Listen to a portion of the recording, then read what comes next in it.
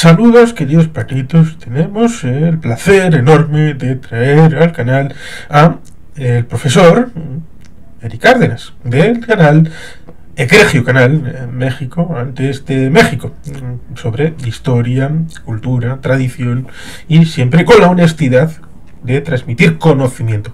Muy agradecido por estar por aquí. Muchas gracias a ti, Juan, por la invitación.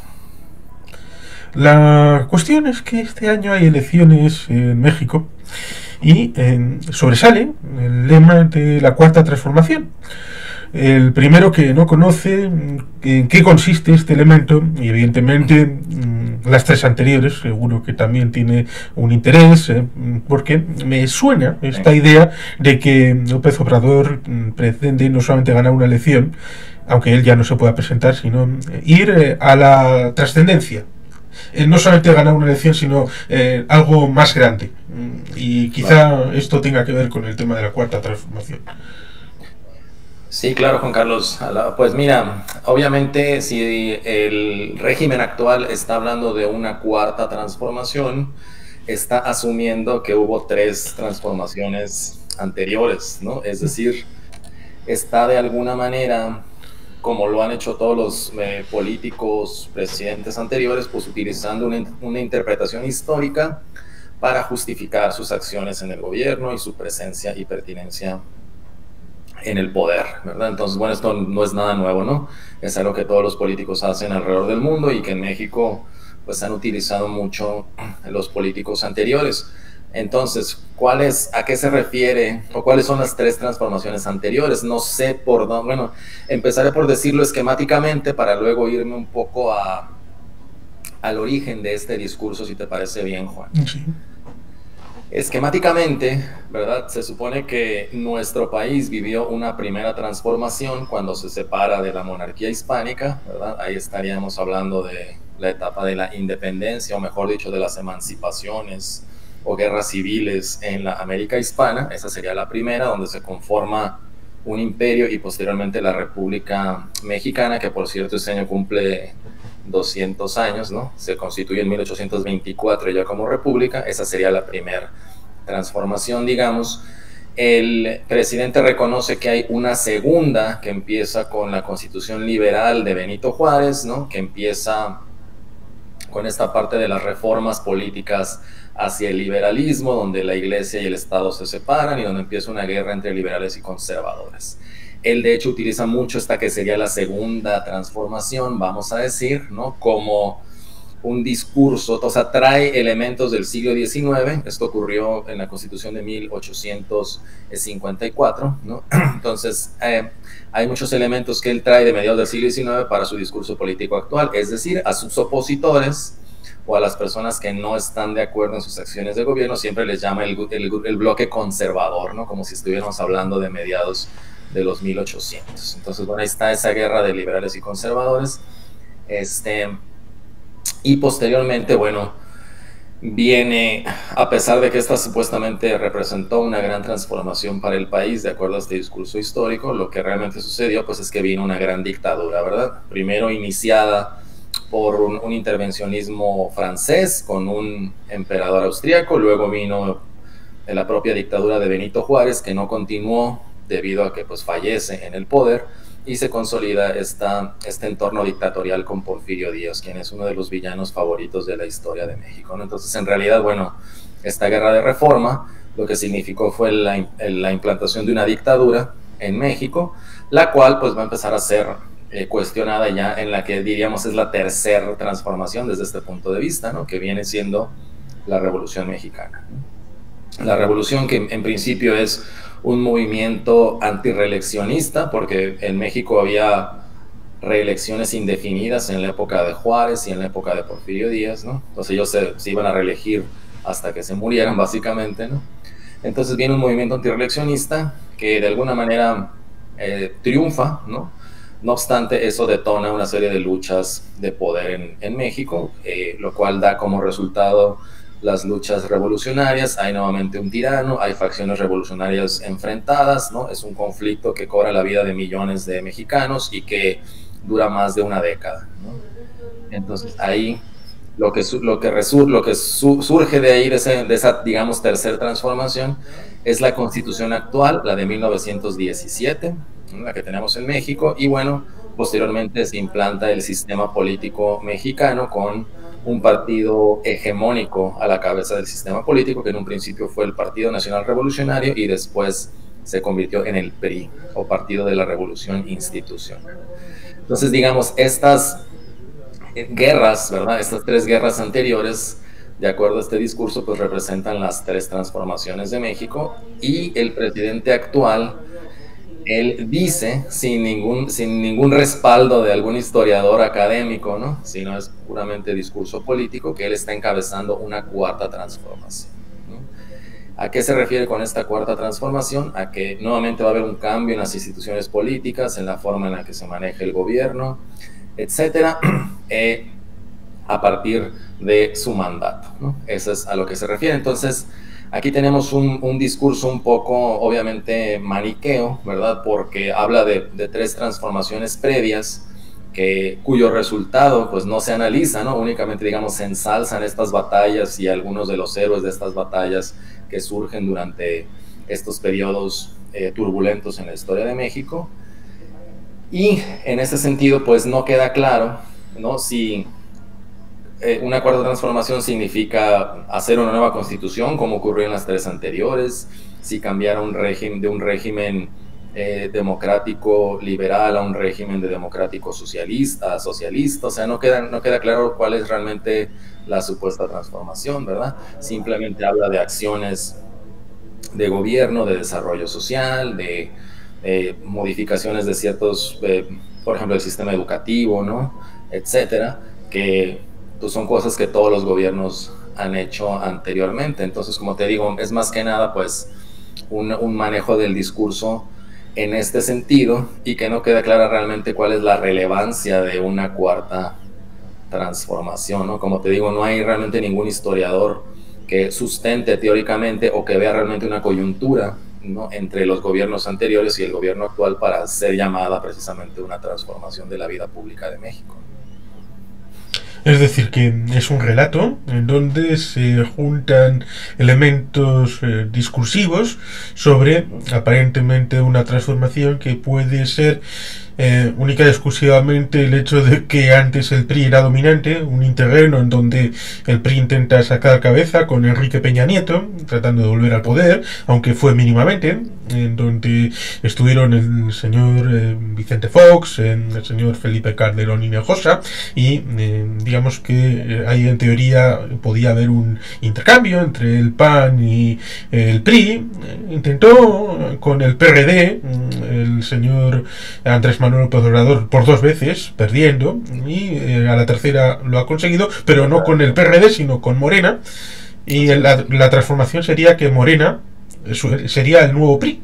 Esa sería tal vez la aspiración de Andrés Manuel, lo cual es curioso porque Andrés Manuel es originario de mi querida tierra vecina de Cantabria y no es un puro mexicano de los de rancio abolengo, como se podría decir, lo cual, bueno, pues igual a él le importa o no.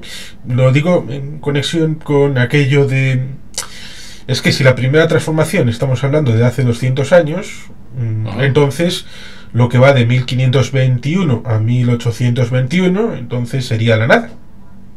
Claro, que es parte del discurso histórico que ha seguido el Estado mexicano, ¿verdad? De esto, como Juan, de esto he charlado con algunos investigadores en el canal, ¿verdad? Sí. Últimamente con José María Ortega, también con Tomás Pérez Bejo. Obviamente cada nación tiene un discurso con el cual explica, ¿verdad?, sus orígenes, y que pues obviamente privilegia ciertos relatos mientras rechaza otros, ¿verdad? O sea, selecciona unos para rechazar otros, ¿no? En un país tan grande en extensión, en historia como México, pues es difícil hacer esto, ¿no? Porque hubo una serie de procesos muy complejos en las diferentes zonas de México. Por ejemplo, ¿no?, para ponerte un par de ejemplos e ilustrar esto, yo que vivo acá en Sonora, en el noroeste de México, en el Mar de Cortés. Bueno, Hernán Cortés exploró las costas de Sonora, de Baja California, se le da su nombre a este mar, pero en realidad no hubo conquistas militares. 100 años después de las conquistas militares encabezadas en el resto de la Nueva España, llegan los misioneros jesuitas y es poco a poco que se va dando el proceso de colonización en el sentido de establecimiento de nuevos colonos, ¿verdad?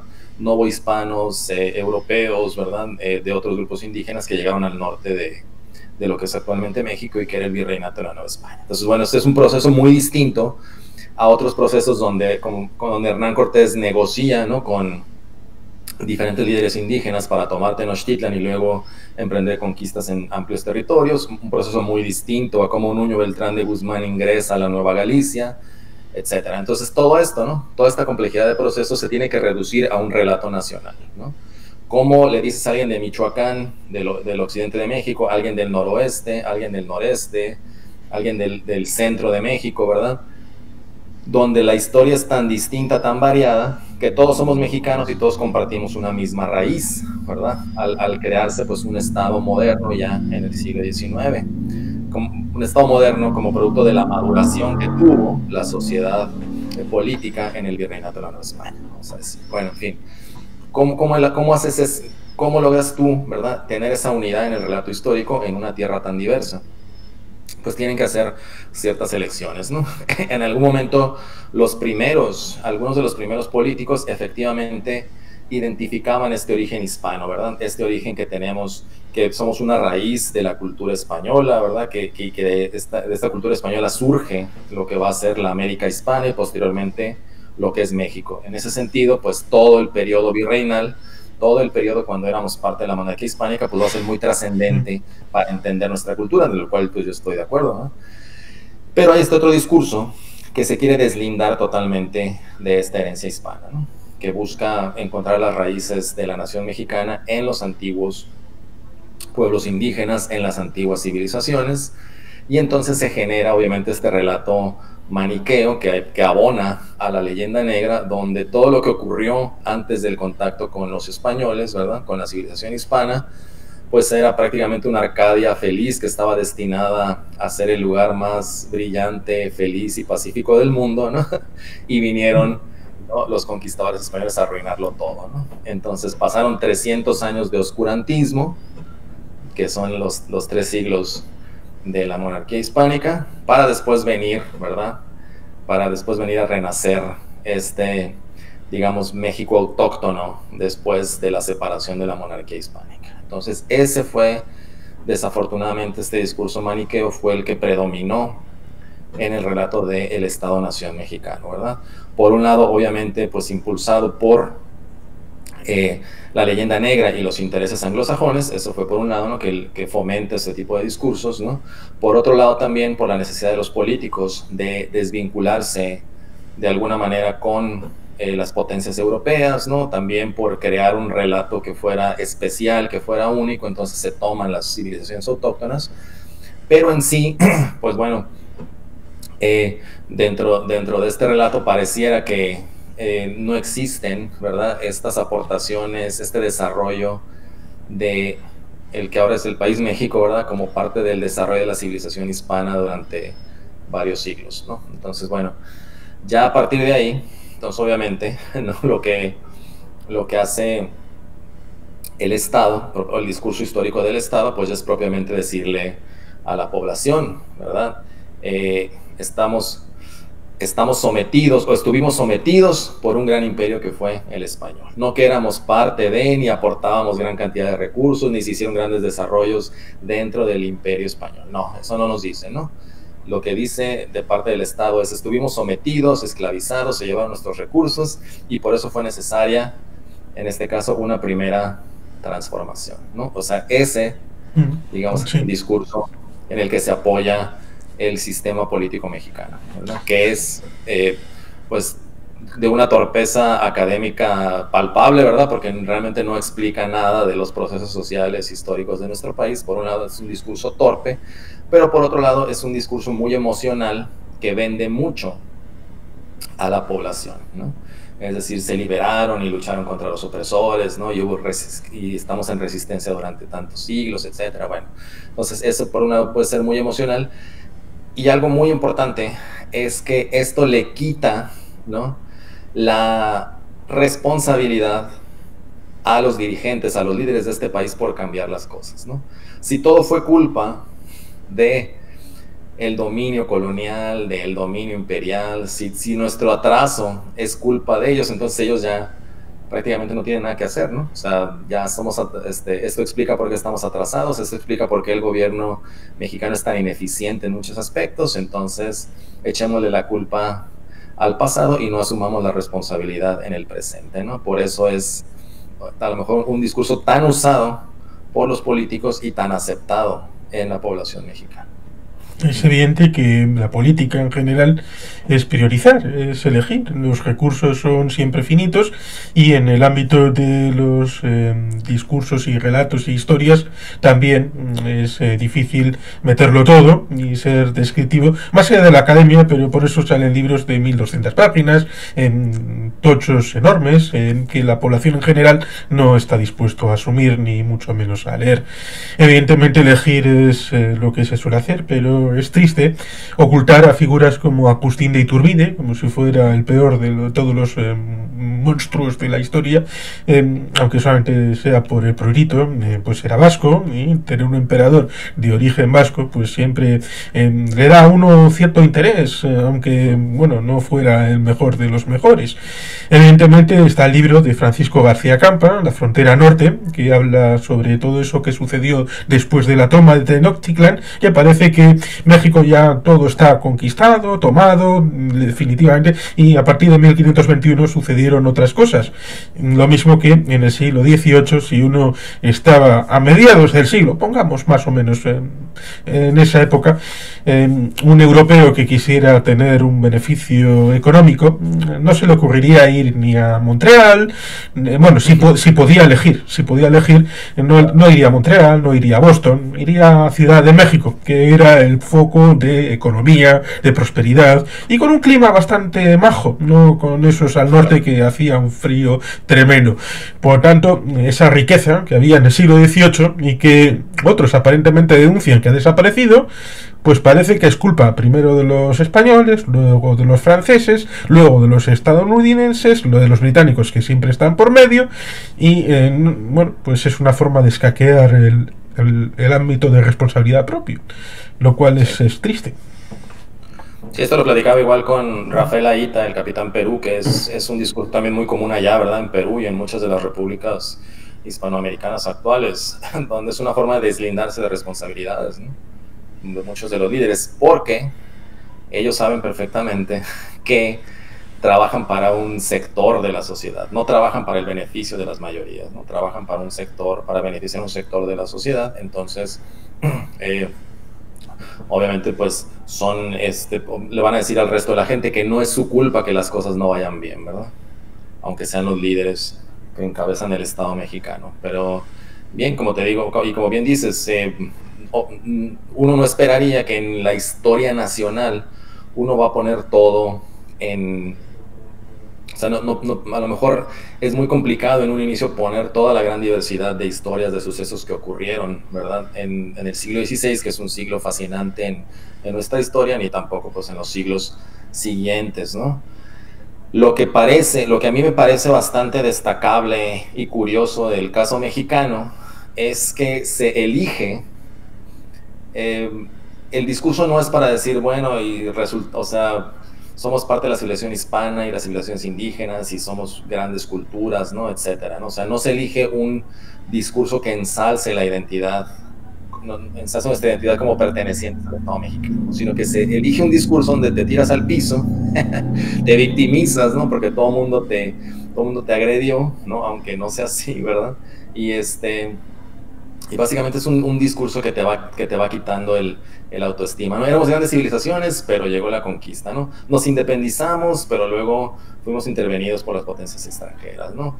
Hubo una revolución mexicana, pero después hubo un régimen de partido único que era como una dictadura, ¿no? O sea, como que en realidad el discurso prefiere como decimos acá, darte para abajo, ¿no? Bajarte la autoestima, el discurso histórico en México, que en realidad subir el autoestima, resaltar los aspectos tan positivos que hay en una sociedad como la nuestra.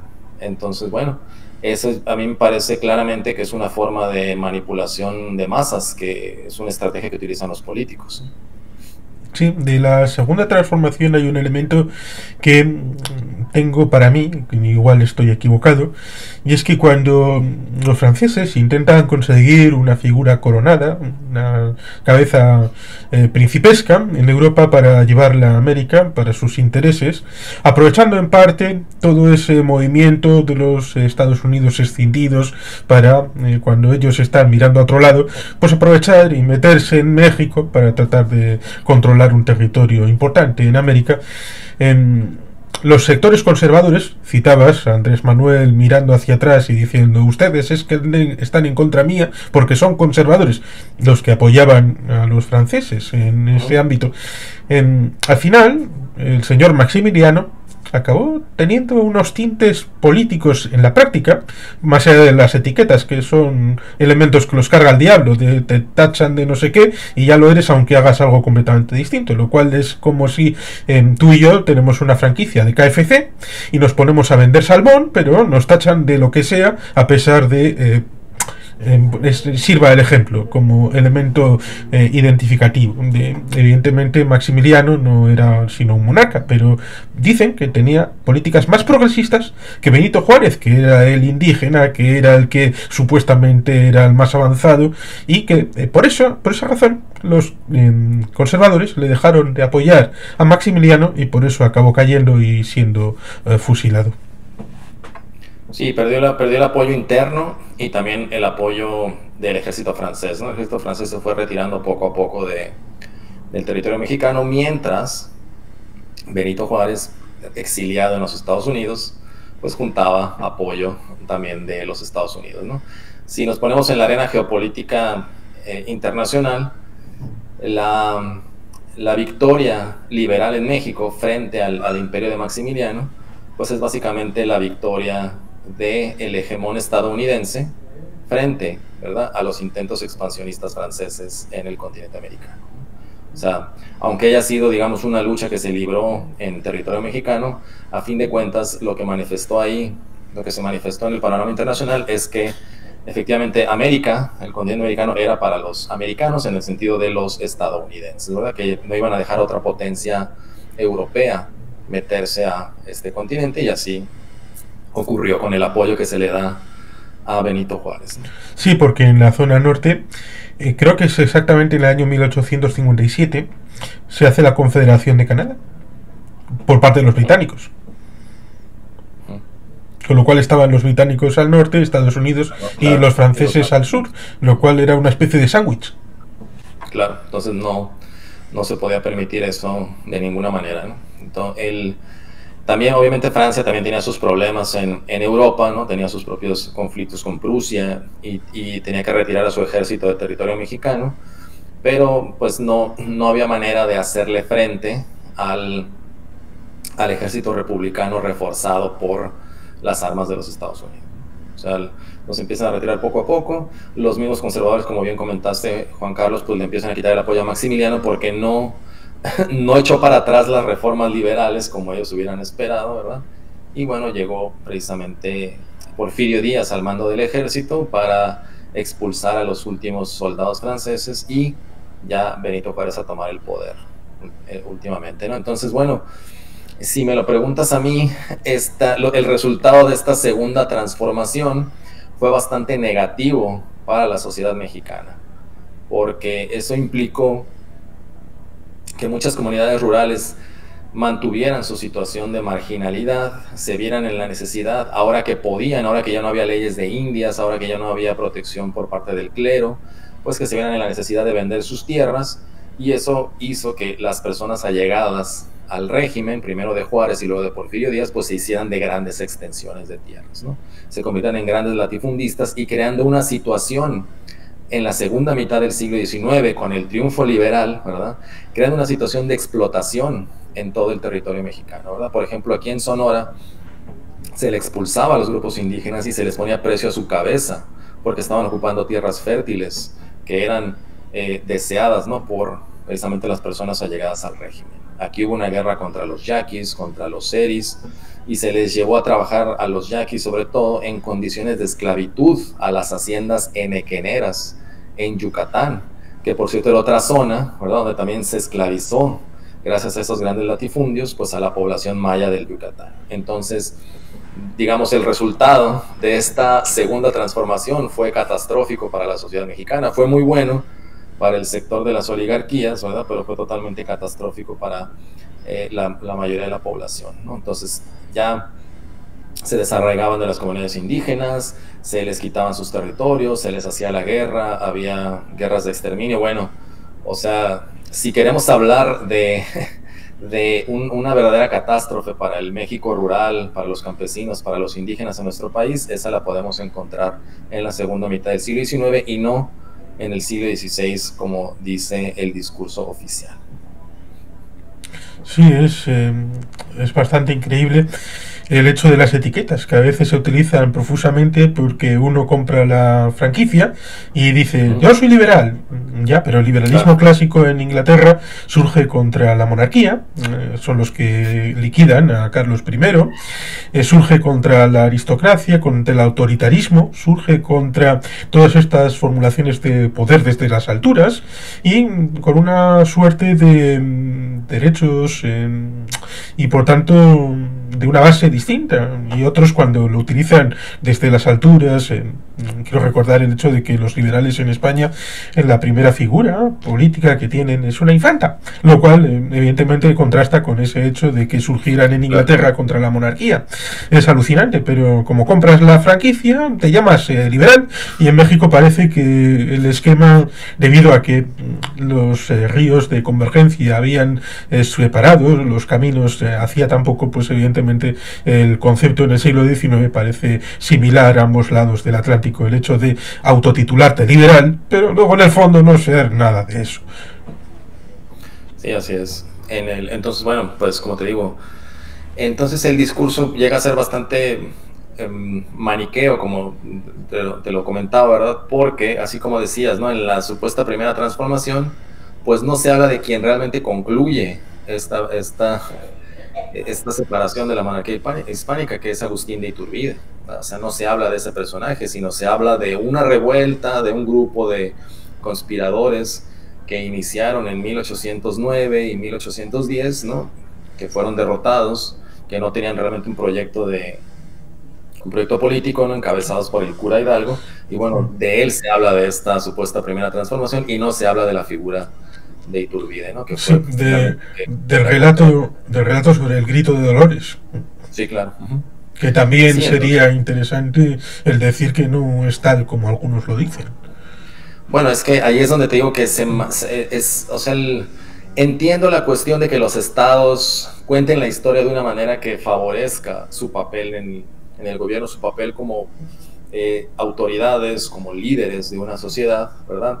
Pero en el caso mexicano, realmente el discurso oficial está tan manipulado y dice tantas mentiras que ya resulta surrealista, ¿no?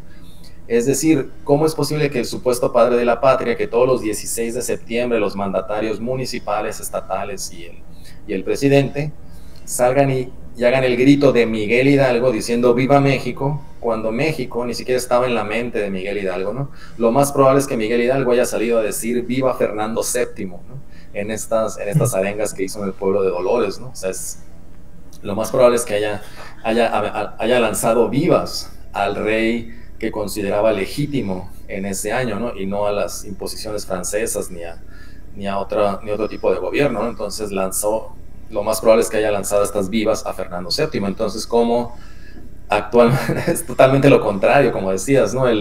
O sea, se compra una franquicia, se compra una etiqueta y entonces salen todos los mandatarios mexicanos a decir ¡Viva México!, como si Miguel Hidalgo, o sea, volteando totalmente las cosas a lo que realmente ocurrió en la historia. Pero bueno, es parte de la mitología mexicana, ¿verdad? Entonces, y en este caso, en la supuesta segunda transformación, ¿no?, o en la segunda gran guerra que hubo y que da como resultado el régimen dictatorial, principalmente de Porfirio Díaz, bueno, no se hablan de precisamente de estas relaciones de Benito Juárez con la masonería, con los apoyos que tuvo Estados Unidos, ¿no? Etcétera. O sea, no se habla, digamos, de sus sombras, se habla mucho de sus luces, ¿verdad? De la educación pública, ¿no? Del registro público, del registro civil, o sea, de traer efectivamente pues un avance en la vida pública del país. Bueno, se habla mucho de eso, pero se habla poco de sus sombras. Sí, Caso contrario, eso Porfirio sí. Díaz.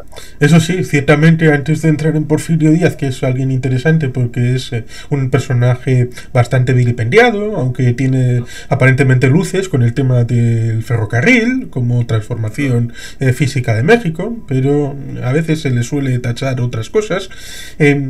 Toda esa época, el siglo XIX, tenemos el tema de Texas, que formalmente aparentemente se independiza en 1836 y entra en la Unión a partir de 1845, con todo lo que se ha mitificado del Álamo con aquellas películas de John Wayne de 1960. Luego se intentó en 2014 con otra película que no tuvo la misma factura, y que evidentemente es uno de los grandes mitos estadounidenses, la resistencia del Álamo, como luego se recordará, recuerden el Maine y todas esas propagandas que les gustan a los gringos.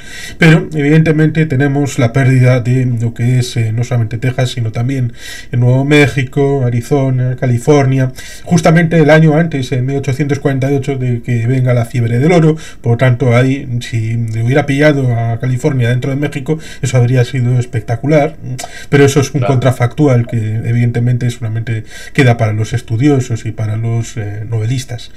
Y también otros tratados que también se le suele hablar de cierta visión conspiranoica respecto a líderes mexicanos tratando con los vecinos del norte, que incluso dan a luz esa frase de pobre México, tan lejos de Dios y tan cerca de los Estados Unidos.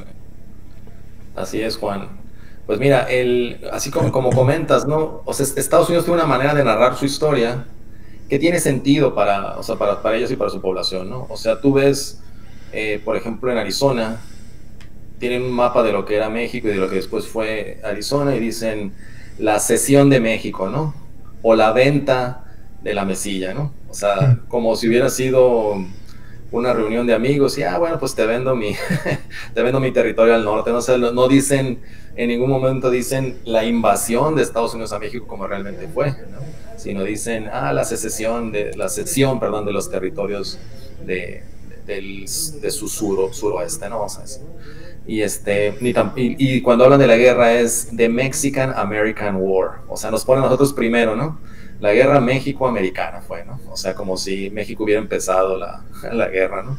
Entonces, bueno, eso obviamente tiene sentido para su discurso oficial, ¿no? Ya cuando uno profundiza en la historia, pues ya puede ver esos aspectos ya más realmente, de lo que realmente nos hablan las fuentes, ¿no? Bueno, lo curioso, en el caso mexicano, es como ese discurso, el discurso histórico oficial, tiende precisamente a la derrota, ¿no?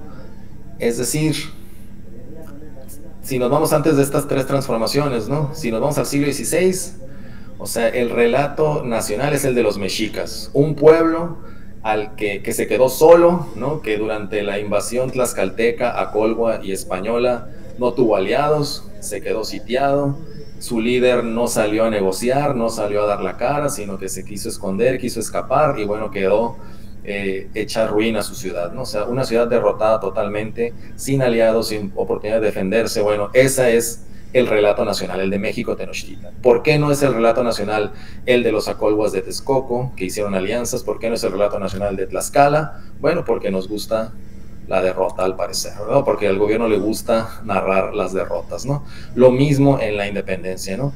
¿Quién es el padre de la patria? No el que conjuntó a los ejércitos y finalmente firmó la separación de la monarquía hispánica, ¿no? Es este cura de pueblo, ¿verdad? Que no tenía un proyecto político y que fue derrotado al cabo de un año, ¿no? De esta campaña, de esta guerrilla que inició de manera desordenada en 1810. Esa es la figura principal. Ahora, en la supuesta esta segunda transformación, ¿no? Benito Juárez, ¿verdad? El que le batalló, el que estuvo luchando, ¿no? Llegó al poder de manera interina, tuvo que enfrentarse a los franceses. Después, ya que llega al gobierno como interino, finalmente gana unas elecciones y luego muere en el poder, ¿no? Entonces, los triunfadores realmente, digamos, de estos tres sucesos, pues son tanto nuestros ancestros, en el primer caso, ¿no? Nuestros ancestros españoles y nuestros ancestros tlaxcaltecas, acolhuas, otomís, etc. O sea, estos son los verdaderos triunfadores de estos fenómenos del siglo XVI. Los verdaderos triunfadores, ¿no? De la secesión de la monarquía hispánica, de la separación de la monarquía hispánica, pues son estos bandos, ¿no? Que estaban allegados al Agustín de Iturbide, ¿no? Que estaban allegados a otros sectores sociales de México y no los que representaba Miguel Hidalgo, ¿no? Esos son los verdaderos triunfadores. Quien triunfó, ¿no? Después, o quien consolida el sistema liberal en México, es Porfirio Díaz, nuevamente con sus luces y sus grandes sombras, ¿no? O sea, es el verdadero triunfador porque fue el que militarmente derrota a los franceses, es el que políticamente establece un régimen de larga duración en México, quien, como ahorita comentaba, se industrializa, hace los ferrocarriles, etcétera. Entre las cosas positivas y entre las cosas muy negativas, se esclaviza a la población, desarraiga a los pueblos indígenas, ¿verdad? Se apropia de territorios del México rural, etcétera, y bueno, favorece a un grupo, ¿no? Por otro lado, desarrolla las artes, las ciencias positivas, ¿no? La tecnología, pues empieza a poner a México en un panorama de nación moderna, ¿no? Entonces, bueno, no nos gusta hablar de los triunfadores a pesar de que tengan sus grandes sombras, nos gusta hablar de los perdedores, y lo mismo en la revolución. Los triunfadores son la división sonora, ¿no? O sea, los generales sonorenses Álvaro Obregón y Plutarco Elías Calles, quienes son presidentes y establecen el sistema del PRI, establecen el sistema de partido hegemónico para de alguna manera controlar toda esta agitación social que había en México, ¿no? ¿Y de quién se habla en la Revolución Mexicana? De los perdedores otra vez, ¿no? De Pancho Villa, de Emiliano Zapata, etcétera. Entonces, de quienes realmente en estas revoluciones pues perdieron, ¿no? Tenían a lo mejor proyectos igualmente buenos, con sus cosas positivas o negativas, pero finalmente no fueron los que triunfaron en estos movimientos, ¿no? Los que triunfaron a veces hasta son los villanos, ¿no? Como en este caso Plutarco Elías Calles, ¿no? Que aunque es el padre del sistema político mexicano, ¿verdad? Incluso Morena le debe su estructura, ¿no? La manera en la que se hace del poder se la debe al planteamiento de Plutarco Elías Calles hasta la fecha, pues es un personaje que quedó como un villano, ¿no? En la historia de México. Sí llega a haber monumentos de Plutarco Elías Calles, avenidas con el nombre de Plutarco Elías Calles, pero no es una figura central como está lleno México de plazas, parques, escuelas, calles que se llaman Francisco Villa, ¿no? Que fue su principal enemigo en batalla, ¿no? Entonces, en México ves, todo se llama Francisco Villa y una que otra cosita se llama Plutarco Elías Calles, ¿no? Entonces, bueno, esa es una característica, yo creo que del relato nacional mexicano, ¿no, Juan? Igual habrá por ahí alguna calle, monumento, escuela que se llame Porfirio Díaz, pero hay miles que se llaman Benito Juárez, ¿no? Sí, es una figura que se celebra habitualmente todos los años. Hay un canal que sigo bastante, que son los de Bully Magnets, que hacen el vídeo correspondiente todos los años a don Benito Juárez por su día. Hay un monumento en Ciudad de México que iba a ser el corazón del nuevo Congreso y que se quedó a medio camino y que está solamente ese corazón central, y eso simboliza bastante lo que significa conceptualmente la propia revolución, porque como muchos otros elementos, y he comentado alguna vez sobre cuáles son los auténticos límites temporales de la Segunda Guerra Mundial, porque habitualmente cogemos un periodo en donde comienza en Europa pero termina en Japón, y luego tenemos la Primera Guerra Mundial donde cogemos el frente occidental, pero también hay sucesos en el frente oriental, con lo cual el comienzo y el final está en la nebulosa. Y también en la Revolución Mexicana creo que está el debate ahí de cuándo realmente empezó, cuándo terminó, y evidentemente las personalidades como Pancho Villa, que fue el que hizo la incursión en 1916 en Nuevo México, entrando en un pueblecito, Columbus en Nuevo México, y luego la operación de Pershing, que estuvo ahí persiguiéndole durante 6 meses, hasta que se dio por vencido y luego le embarcaron para ir a Europa al año siguiente. Y Pancho Villa, yo recuerdo de Pancho Villa, de Porfirio Díaz, me disculpo, es la película de Elia Kazan, asemejan en Viva Zapata con Marlon Brando, y que, bueno, seguramente ha metido a más de un cinéfilo cuál es el concepto que uno debe tener de Francisco Madero, del señor Pancho Villa, de Emiliano Zapata y todas estas circunstancias que seguramente se alejan de lo que realmente fue la historia auténtica. Sí, sí, se convierten en personajes míticos, ¿verdad? Quizás precisamente porque nunca llegaron realmente a tener un poder, ¿no? En nuestro país, ¿no? Entonces, y también yo creo que a nivel, no sé cómo lo ven allá en Europa, ¿no? O digamos a nivel internacional, la cultura mexicana también se ha llenado de una serie de estereotipos, ¿verdad? O sea, también esta cuestión del cierto carácter que tenemos, de ciertas manifestaciones de nuestra cultura, ¿no? De ciertos símbolos como el de Zapata o como el de Pancho Villa, etcétera, pues también se han convertido, digamos, en estos clichés de la cultura mexicana, ¿no? Sí. Porque, bueno, obviamente es mucho más llamativo ver a este revolucionario vestido de charro como Emiliano Zapata que un charro. O sea, defendía a los intereses de los campesinos, Emiliano Zapata, pero un charro era alguien de dinero, ¿no? Entonces, bueno, ves este personaje romántico, ¿no? Con su sombrero de charro, ¿no? Vestido como un charro, Emiliano Zapata, ¿no? Obviamente es mucho más llamativa esa figura a la de el general Plutarco Elías Calles, ¿no? Digamos, un señor normal que como militar pues se vestía con su uniforme militar, cuando fue gobernador de Sonora y luego presidente de México se vestía de traje, o sea, no, realmente no tiene ningún, o sea, no ofrece ese halo de romanticismo, ese cliché que pudieran ofrecer otras figuras de nuestra historia, ¿verdad? Sí, tengo que leer el libro de John Reed, que es conocido sobre todo por la participación en 1917 en Rusia, pero también tiene un libro sobre la situación en México, a la que fue.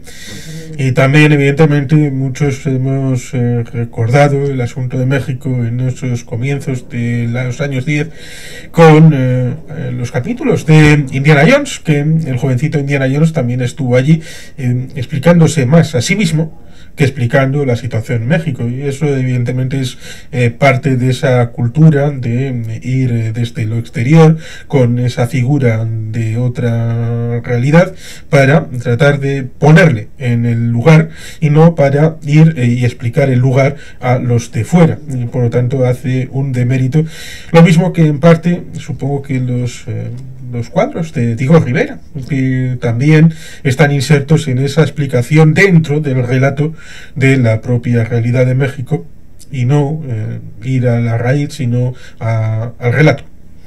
Claro.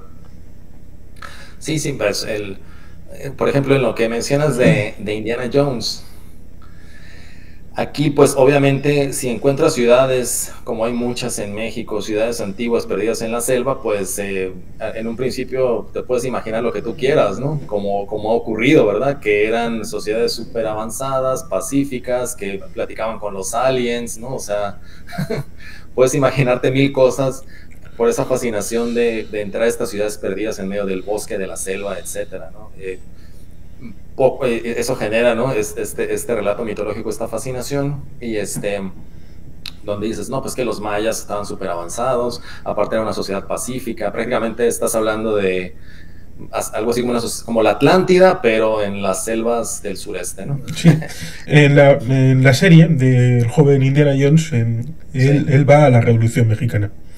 Okay. Supuestamente está con Pancho Villa y en esos caminos revolucionarios, pero evidentemente no está para explicar la Revolución Mexicana, está para decir, soy tan cosmopolita que en esta época, antes de la Primera Guerra Mundial, ya ha estado en no sé dónde, en México, he estado por todas, pero no explica lo que pasa ahí, sino simplemente es acción y que se luzca el gringo, en este caso, para decir, oh, aquí estoy enseñando un poquito de acción a los mexicanos. Claro, sí, y normalmente como te digo, bueno, llama la atención, ¿no? De manera en el relato histórico o en este estereotipo de lo que es la cultura mexicana, pues a estos campesinos con sus sombreros luchando con ametralladoras, ¿verdad? Bueno, en ese entonces con las carabinas, ¿no? No sé. Y Entonces, eso llama la atención de una guerra civil, ¿no? Una guerra civil donde participan muchos grupos de campesinos, ¿no? Ahora, el general Obregón de Sonora, ¿no? Plutarco Elías Calles, los generales de aquí, o los de la división del bando constitucionalista que se les llamaba, ¿no? Encabezados por Venustiano Carranza, pues también, aunque estaban vestidos como militares y no como estos campesinos, también tenían fuerzas obviamente campesinas, también tenían fuerzas indígenas, ¿no? Incluso algunos de los indígenas mayo peleaban con arco y flecha durante las batallas de la Revolución. O sea, entonces aquí se empieza a crear también un poco, yo digo, ese relato fantasioso de lo que es nuestra historia, ¿no? Y de alguna manera, pues eso lo aprovecha el discurso oficial para centrarse en ciertos personajes que le resultan conveniente a su acción como gobierno, ¿no? Es decir, López Obrador no se va a vincular con Plutarco Elías Calles, ¿verdad? Aunque la lógica del poder fue establecida por Plutarco Elías Calles. ¿Cuál es esta lógica? Bueno, que hay una figura presidencial, ¿verdad? Que es el que decide quién va a ser su sucesor para que se mantenga la estabilidad del partido. Y la estabilidad del partido significa que hay estabilidad en los cuerpos de los sindicatos para los obreros, las organizaciones campesinas, en la educación pública, en los profesionistas, en la ciencia. Entonces, para mantener ese orden que fue tan complejo de mantener durante la Revolución Mexicana, pues el Estado va creando, ¿no?, todas estas organizaciones, todos estos cuerpos, y para garantizar que se mantenga ese orden, el presidente elige a su sucesor, ¿no? Esa es la lógica del sistema presidencialista. Aunque se acabó la reelección en México, la lógica es que el presidente elija a su sucesor para que se mantenga este sistema. Esto ocurrió con el mismo partido durante 7 décadas, ¿no? Incluso se le llamaba al sistema se le llamaba el dedazo, ¿no? ¿Qué quiere decir? Que el que el presidente diga, tú vas a sucederme, ese le tocaba. No era nada de elección interna en el partido, ni por popularidad, ni por nada, ¿no? Era por la elección presidencial, ¿no? Ahora, en un momento de la historia de México, en los años 80, bueno, ese dedazo, ¿verdad?, no favoreció a grupos importantes dentro del PRI. Ese dedazo iba a otros grupos, los que ahora llaman despectivamente neoliberales, ¿no?, o que iban a un grupo de los tecnócratas, ¿no? Entonces, la facción populista, ¿verdad?, la facción más de las luchas civiles dentro del Partido Revolucionario Institucional fue la que se salió del partido, ¿no?, encabezada por Cuauhtémoc Cárdenas. Entonces ahí en los años 80 es cuando se crea desde el PRI se crea esta otra fuerza que va a buscar, ¿no?, quitarle el poder a esa facción que estaba dominando el partido, ¿no? Ahí empieza el cisma, ¿no?, la fragmentación del sistema político mexicano. Obviamente pues el grupo en el poder todavía permanece durante las últimas décadas del siglo XX, pero empieza a cobrar fuerza esta otra rama que sale del mismo PRI, de donde pertenecían pues el líder Cuauhtémoc Cárdenas, pero también pues personajes obviamente como Andrés Manuel López Obrador, ¿no? Entonces, y ahí es que se forma el PRD, ¿no? Se forma el primer partido de donde surge esta ala que se salió del PRI, y donde empiezan a gobernar sobre todo la Ciudad de México, que es su principal bastión para empezarse a posicionar en el poder mexicano. Y después, bueno, ya viene, incluso cuando se da la alternancia con el Partido Acción Nacional, que es el que gana las elecciones en el 2000, mucha gente pensaba que el PRI no iba a permitir esa alternancia de poder, ¿no? No obstante, no se realiza ninguna acción para que el PRI se mantenga en el poder, ¿no? No hay ninguna, en el año 2000 estoy hablando, ¿no? El presidente en ese entonces simplemente pasa la estafeta, y bueno, ahí ya empieza este otro periodo de alternancia política, aunque pues esta supuesta alternancia política está llena de los mismos personajes que han venido gobernando este país desde hace décadas, ¿no? Simplemente pues se cambiaron de bando para hacerse oposición entre ellos, ¿no? Citaste el nivel federal, donde están las instituciones del legislativo, el ejecutivo, el judicial. y la importancia de los elementos que se fueron construyendo, imagino que a partir de la Constitución de 1917 en adelante, el elemento sindical, la educación, todos estos elementos, pero también está el nivel subestatal, con los ámbitos de los estados, también tendrá su importancia a la hora de estructurar un México federal. Y ahí también hay pluralidad de colores políticos, de personalidades, de partidos, que seguro que también influyen en la tarta institucional mexicana. Sí, claro.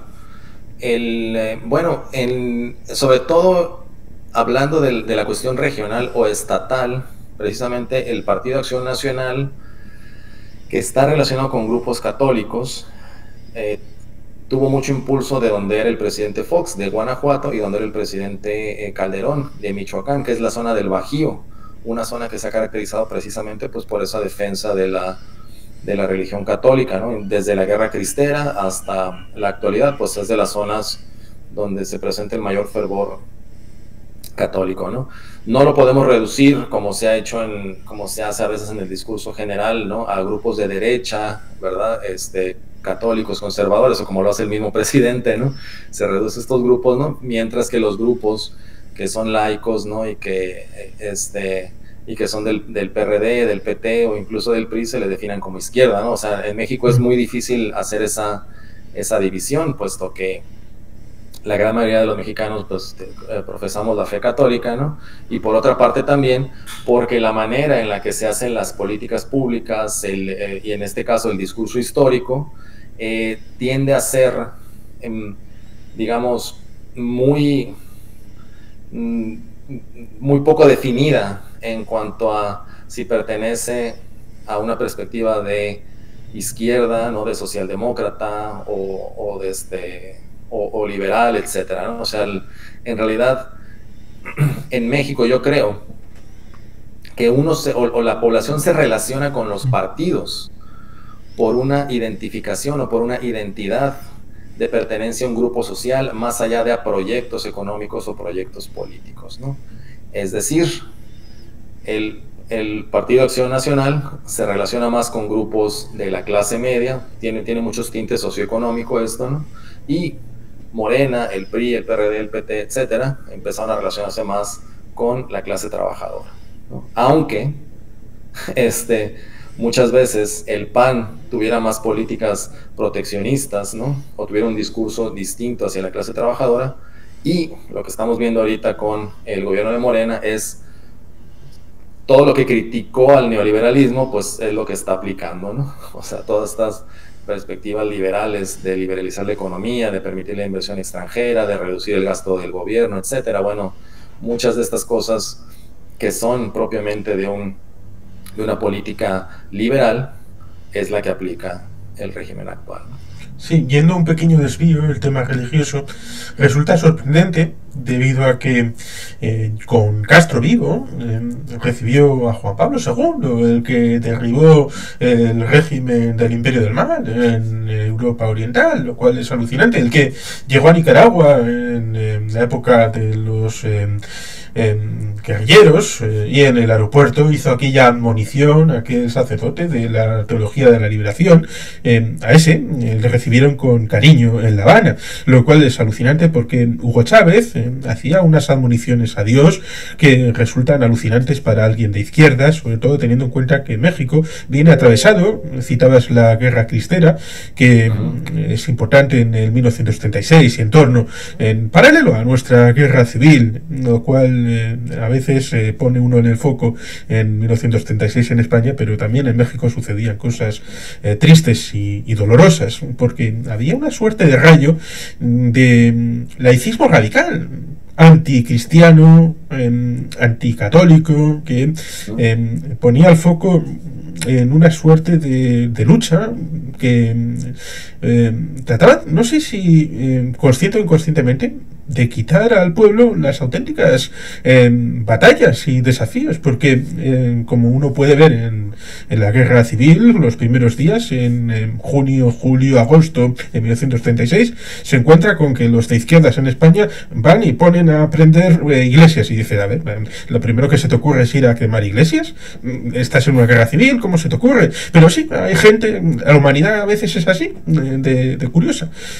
Por eso hay cosas que sorprenden, que el presidente Andrés Manuel López Obrador se ponga a decir, conservadores, ustedes son prácticamente meapilas.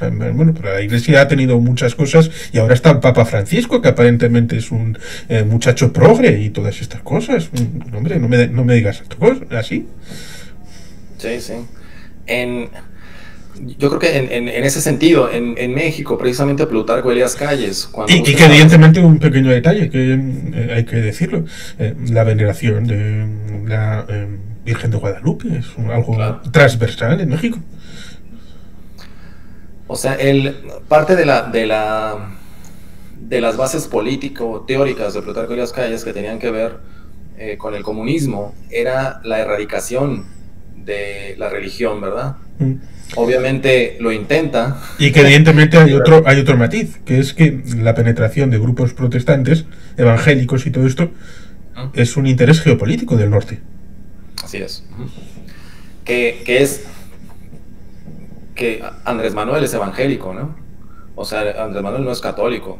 No obstante, ya aprendieron, ¿no? Como te digo, desde la Guerra Cristera hasta los siguientes sexenios presidenciales, ya aprendieron que ir en contra de la fe de la gente, del catolicismo, es un gran error político.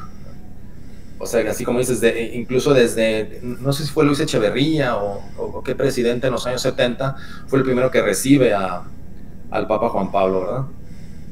Lo recibe, claro, como una visita oficial, como un jefe de Estado, pero a la vez pues también en las posteriores visitas lo reciben también como un líder religioso, ¿no? Aunque pues algunos sí profesaban la fe católica, pero aunque no la profesaran, pues dan ese recibimiento. Y actualmente todos los candidatos, la de Morena, la de la Alianza PRI-PAN, ¿verdad?, ya se salieron a pedirle a la Virgen, salen con sus crucifijos, o sea, ya se dan cuenta que aunque no seas católico, pues ir en contra del catolicismo es un gran error político en México, que eso me parece bastante interesante, ¿no? Algo que Plutarco Elías Calles buscó quitar en el modelo de Estado, pero que después de la Guerra Cristera pues se dio cuenta que era prácticamente darse un tiro en el pie, ¿no? Sí, porque si tú, digo un tú majestático, si tú celebras la Navidad, si tú celebras la Semana Santa, si tú celebras todas las festividades ligadas oficialmente al cristianismo, a pesar de que personalmente puedas ser ateo, evangélico, lo que quieras, culturalmente estás en un entorno cristiano. Y eso, reconocerlo, no desmerita la creencia que uno tenga. Es simplemente reconocer que uno está en un entorno cultural determinado. Así es. Pues sí, te digo, así está esta cuestión del discurso en México. Como te digo, tiene ese tinte de catolicismo muy fuerte, ¿no?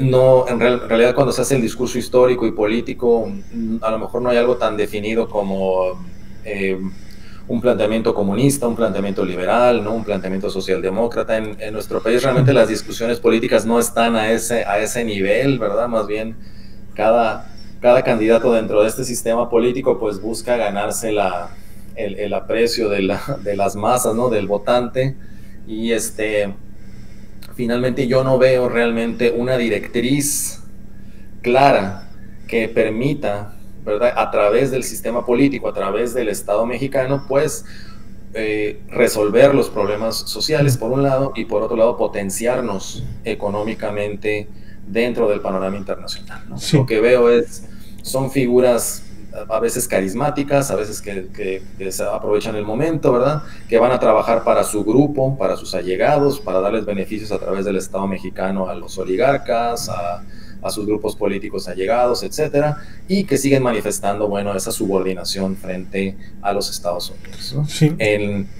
Estaba viendo en el en vivo las comisiones de la Cámara de Diputados en México, pues hay de migración, hay de las fronteras, etcétera. No hay ninguna comisión de los diputados de desarrollo científico-tecnológico. No hay ninguna comisión de mejoramiento de las condiciones laborales. O sea, no hay comisiones que nos ayuden a crecer económicamente, tecnológicamente, etcétera. Pero sí hay muchas comisiones para cuidarle su territorio a los Estados Unidos a través de nuestros controles migratorios, ¿no? Entonces, bueno, finalmente yo veo este panorama todavía en el gobierno mexicano y no veo ninguna opción para que realmente haya un cambio hacia esas condiciones, ¿no? Entonces, como te digo, esto de la cuarta transformación, pues es nuevamente el mismo manejo del discurso que se ha venido dando en gobiernos anteriores. Sí, porque es algo que la cuarta transformación sea que los anteriores detentadores del poder, de una u otra manera, como son el PAN, el PRI y el PRD, ahora vayan coaligados, cosa que no ha pasado antes,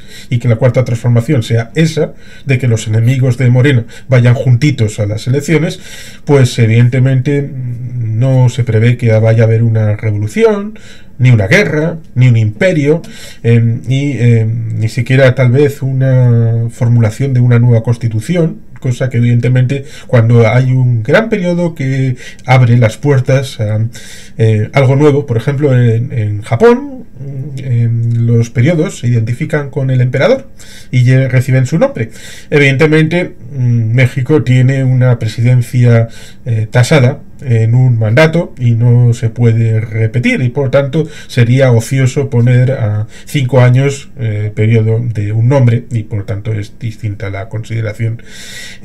Haciendo tal vez a nivel interno y externo, vamos al asunto interno, algo que se ha comentado, no sé si mucho o poco, pero Andrés Manuel López Obrador entra en el gobierno diciendo que va a civilizar, en el término civil, haciendo una Guardia Nacional, estilo Guardia Civil en España, un cuerpo distinto de los militares, y que quiere bajar el asunto porque están los cárteles, están los paramilitares. México tiene unas cifras importantes de fallecidos, lo cual es triste porque eso son cifras habitualmente ligadas a guerras internas, y eso evidentemente es doloroso.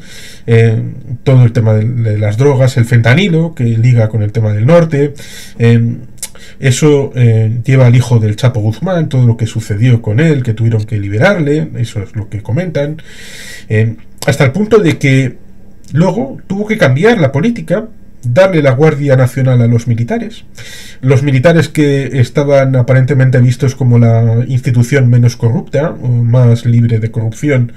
Le dan incluso licitaciones del Tren Maya, que eso lleva a que aparentemente digan, bueno, esto ya es secreto oficial, no podemos hacer publicidad de las licitaciones, lo cual es algo que es como una semillita al futuro, porque igual, no ahora, pero igual dentro de 12 años, el ejército mexicano dice, bueno, ahora lo controlamos todo, ¿para qué queremos poder civil?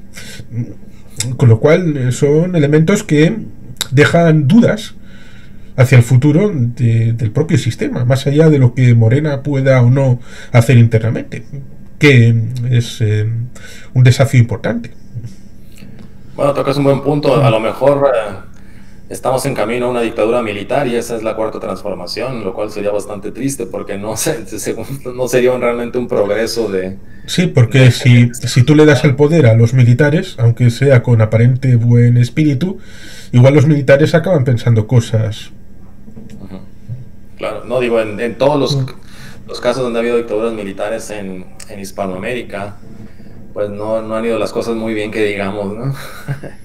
Entonces, bueno, a menos de que eso se refiera con la cuarta transformación, esperemos que no. Yo creo que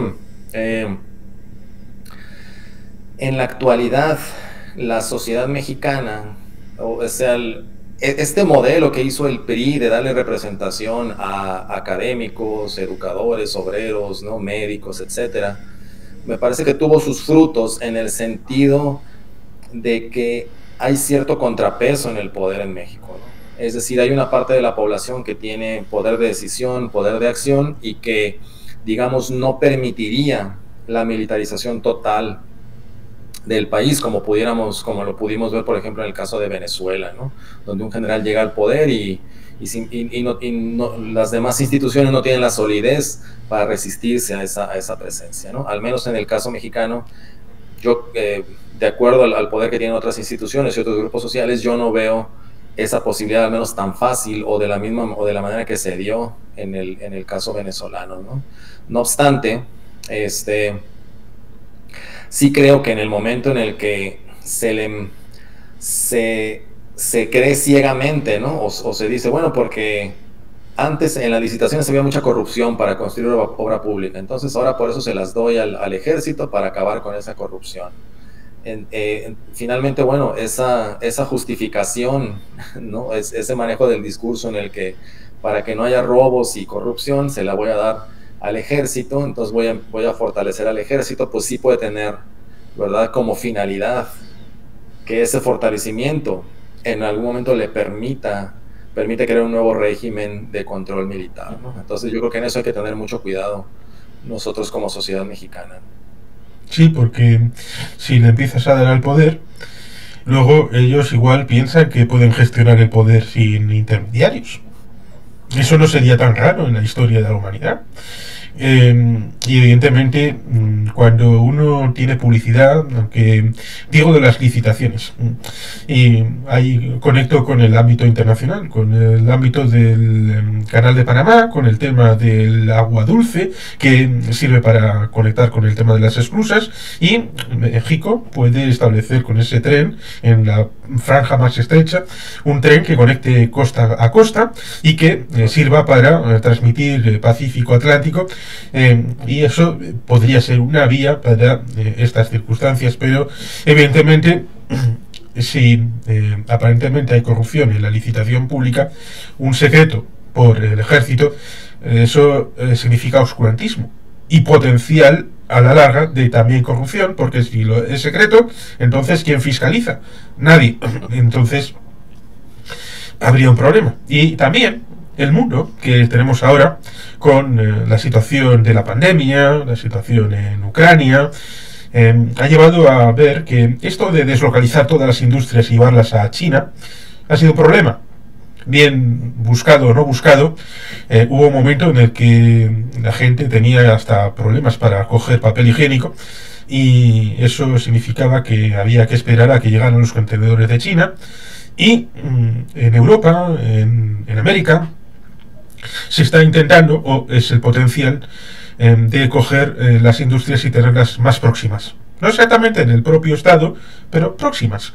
Y Estados Unidos y también Canadá es un espacio que, bueno, primero NAFTA, luego se renegoció con Donald Trump, y lo cual es curioso que el señor Andrés Manuel López Obrador, que en teoría tendría que ser enemigo de Donald Trump por aquello del muro y de quién iba a pagarlo, pues al final quedó como muy amigui del señor Donald Trump, ¿no? Lo cual es alucinante. Pero se renegoció el acuerdo tripartito de América del Norte, y podía ser precisamente una palanca para la cuarta transformación, la de verdad, la de toda esa industria estadounidense y canadiense que había ido a China, ponerla en México y ser la auténtica factoría, un potencial industrial enorme. Y parece que Andrés Manuel no está por eso. Por lo tanto, la cuarta transformación, que podría ser esa, pues parece que no, por lo menos por ahora. Bueno, eso que comentas, lo que llaman el nearshoring, ¿no? Sí. En lugar del offshoring, el nearshore, se busca que se dé en México. Ahora, hay que tomar en cuenta aquí, Juan, que, como te comentaba, la estructura del Estado mexicano o la finalidad del Estado mexicano no es que haya un desarrollo de México como potencia industrial, ¿no? Sino que la función del Estado es seguir manteniendo esta posición subordinada frente a Estados Unidos, ¿verdad? Entonces, con esa base, tomando en cuenta que nuestros líderes políticos tienen ese planteamiento, ¿no?, en cómo gobernar al país, aunque ingresaran grandes cantidades de dinero para el desarrollo de las industrias mexicanas, yo no veo cómo utilizarían eso para el desarrollo de la población mexicana, porque tenemos esa base estructural en nuestro sistema político desde hace 2 siglos, ¿sí? Ese tendría que ser el verdadero cambio, ¿no? En realmente aprovechar las condiciones geográficas, económicas para impulsar nuestro desarrollo. Porque ¿qué sucede? Aquí en Sonora, precisamente en la frontera, se saca el litio, ¿verdad? Ya se están construyendo en Arizona las plantas de fabricación de microchips que van a sustituir a las taiwanesas una vez que este año, el año que entra o en 10 años China retome Taiwán. Obviamente esas industrias ya no van a estar en la isla de Taiwán, ya van a estar en el sur de Estados Unidos, ¿no? Entonces, nosotros les vamos a dar el litio de Sonora a Arizona. Ellos lo van a convertir en microchips con la más alta tecnología que viene de Taiwán. Y luego nos van a mandar los microchips de vuelta a Sonora para que aquí armemos los celulares, las televisiones, etcétera, ¿no? Es decir, nada más mandamos la materia prima y tenemos la mano de obra para ensamblar los productos. Todo el desarrollo tecnológico, el desarrollo científico, ¿verdad? Toda la parte que requiere mayor conocimiento y mayor transferencia de conocimiento no está en suelo mexicano, ¿verdad? Y a ninguno de nuestros políticos, ni al gobernador de Sonora, ni al presidente de México, que por cierto el gobernador actual de Sonora fue el que dejó escapar, el que liberó al Chapito, ¿verdad? Pero bueno, ahora está gobernando este estado. A ninguno de ellos les interesa negociar que haya una transferencia de conocimiento en territorio mexicano, a pesar de que estamos dentro de esta ruta, ¿no? Entonces eso habla de que se mantiene esta situación de subordinación frente a los Estados Unidos, ¿no? Te digo, en este ejemplo de lo que va a ocurrir con el litio, la fabricación de los microprocesadores y después el ensamble de todos los productos ya que se consumen en el mercado global después de desarrollo de las tecnologías, ¿no? Entonces, bueno, vamos a seguir teniendo, si no hay un cambio realmente en el enfoque en el que se negocia hacia el exterior, en un enfoque en el desarrollo de las capacidades tecnológicas de nuestro país, bueno, vamos a seguir teniendo esta misma estructura que hemos tenido hasta la actualidad. Y retomando el tema que decías, Juan, probablemente, ¿verdad?, el control militar garantice que se mantenga esa estructura. Y ya nada más para terminar este comentario, yo veo la presencia de los cárteles en México como esa presencia militar indirecta de los Estados Unidos en México, porque todas las armas que tienen estos grupos en México pues provienen de Estados Unidos, ¿no? Y si el político mexicano viera por los intereses de los mexicanos, yo creo que lo primero que haría sería decir, ya no se estén peleando, ya no se estén agarrando a balazos, se legaliza la producción de estupefacientes, ¿no? Me sale mejor cobrar impuestos, ¿no? Dejar que se esté, permitir que digamos que hagan su negocio, no sé, que tengan muchos impuestos, muchas regulaciones, etcétera, pero no quiero que ya sea como ocurre en Estados Unidos, ¿no? Mucha de la producción allá ya es legal, o como ocurre en otros países, ¿no? No obstante, aquí no se legaliza para que siga esa presencia militar. Al menos esta es mi hipótesis, ¿verdad?, de por qué se mantienen estos grupos armados mexicanos con armas gringas en nuestro país. Sí, ahí estaría la duda de hasta qué punto todos esos productos no son para consumo dentro de México, sino hechos en México para la exportación hacia el norte. Un poco lo que se decía a comienzos del siglo XXI de que en Colombia, bueno, se decía, nosotros lo producimos, pero lo consumen en el norte, con lo cual se lavaban un poco las manos de, bueno, aquí se queda el dinero, aquí se queda la plata, pero en realidad no es para consumo de los colombianos, sino es para que aquellos que son imperialistas y por tanto se merecen todo mal, pues las juventudes de allí pues se drogan y se pervierten y todo eso en una forma de autoabsolverse, lo cual es bastante triste. Pero sí, podría ser una opción el tema de la legalización de todas estas cosas, pagar impuestos, igual en algún término se limitaría el poder de ciertas mafias y de ciertos cárteles, pero no sé si sería el bálsamo de Fierabras y que eliminaría completamente el problema. Más allá de toda la complejidad que pueda tener este tema, Juan, yo lo que, o sea, mi punto es que yo no veo directrices políticas ni un liderazgo político en beneficio de los mexicanos, ¿no? O sea, yo veo muchas de las acciones del sistema político mexicano como subordinado de los Estados Unidos, básicamente. Sí, es un tema complicado porque sin seguridad jurídica, sin estabilidad, es difícil tener una sociedad próspera. sobre todo con esa situación geográfica que tienes las dos costas hasta que subes hasta la frontera y luego la planicie central, lo cual digamos que es difícil estructurarlo a la hora de tener una red de comunicaciones que eso vertebre para luego sobre ella generar economía productiva, valor añadido. Es México tan grande que tiene tanta diversidad que evidentemente no, en principio no vale con hacer solamente un plan centralizado desde Ciudad de México, sino que tienes que contar con la diversidad de los diversos entornos. Por lo tanto, hay que ponerle mucho estudio, mucho trabajo y evidentemente contenido, que eso es lo que parece que falta en la cuarta transformación, según el relato oficial. Sí, sí, sí. Y yo digo que, bueno, Juan, pues para ir cerrando, ¿no? Y ya regresando al tema de la cuarta transformación, yo creo, bueno, mi percepción, mejor dicho, es que prometió mucho. O sea, el problema con este discurso de la cuarta transformación es que se prometió demasiado y en realidad no se siente ese cambio, ¿verdad? Es decir, si te están hablando de que se va a transformar la vida pública de México, ¿no? De que va a haber nuevas condiciones económicas y sociales, y lo que estás viendo es la misma continuidad que has visto durante 20, 30 años, entonces en realidad pues ahí yo creo que le va a jugar en contra este discurso, ¿no? Porque pues es como si, bueno, cuando alguien te promete demasiado y no lo entrega, entonces ya genera esa gran decepción, ¿no? Digo yo, ¿no?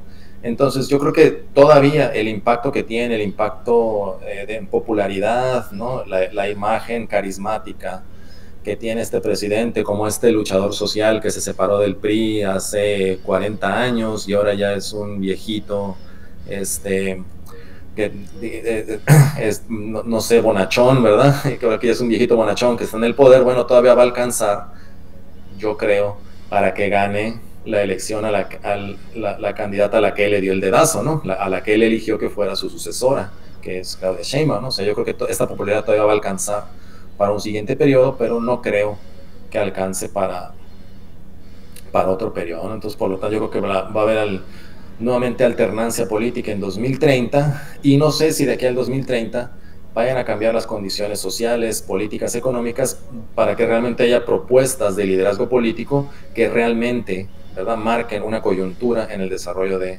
nuestro país. Eso lo veremos pues ya en el próximo sexenio, ¿verdad? Sí, ciertamente, por ir cerrando,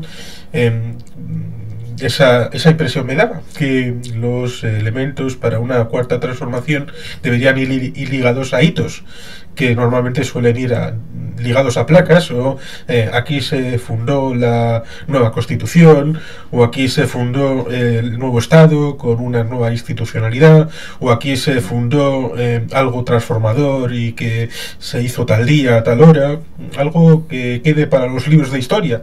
Y eso parece no ser el caso, sino algo más ligado a que el gobierno sigue, el partido sigue, los herederos de Andrés Manuel siguen, pero en una continuidad dentro, la misma clase política sigue. Dentro de nada espectacular que claro. Haga distingos. Por lo tanto, pues ciertamente agradecido que hayamos aclarado todo este tema con un profesor, querido amigo, el haber venido por aquí y haber tratado estos temas que seguro que serán importantes para aproximarnos a México, teniendo en cuenta de que se van a hablar pero no van a tener contenido y aún así van a centrar la campaña electoral en los próximos meses hasta que culmine la segura elección de la candidata de Morena.